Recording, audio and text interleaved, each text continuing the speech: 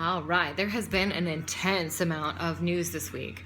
I personally found it helpful to take a break and read some inspirational blogs, so I decided to go ahead and write one, just in case you also find it helpful, and I'm reading it to you now. Today, I am watching Thomas the Tank Engine with my great aunts.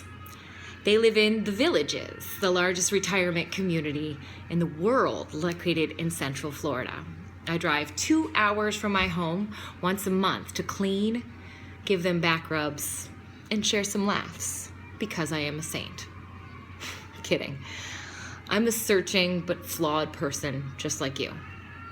Taking care of family members has always been rewarding, and as someone who lives on the poverty line, I appreciate the beauty in our interdependence.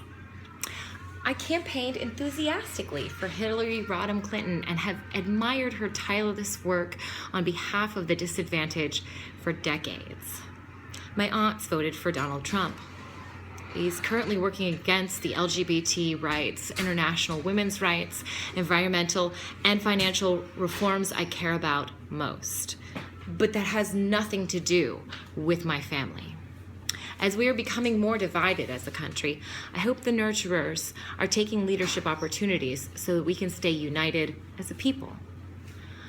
I always have a friendly debate with my aunts after dinner.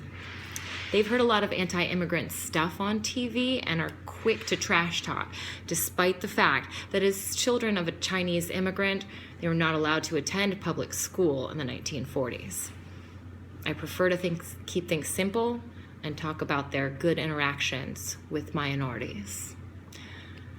It hurt my heart to see a few friends rejoicing last week at the assault of a white supremacist. Labeling people, believing yourself superior, and beating them is wrong. Those first two things we are all guilty of to some extent. It is an automatic, biological level impulse to stereotype and gossip. The internet has made this an irresistible hobby for most, and unless we're all willing to give up social media completely and go to nonviolent communication training every few months, this is not going to change. Our free speech means we're going to keep openly disagreeing, and that's kind of great. The alternative is secretly disagreeing.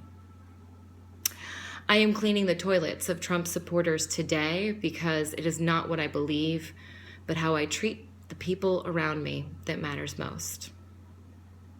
Out of the 2,500 friends that I have on Facebook right now, I estimate that about 200 to 500 of them actively like, dislike, or hate me. That sounds like cynicism, but there's actually a lot of social science to back those numbers up. In case you're interested, go ahead and look it up. I treat all of those friends with honor, love, and respect, especially when we disagree.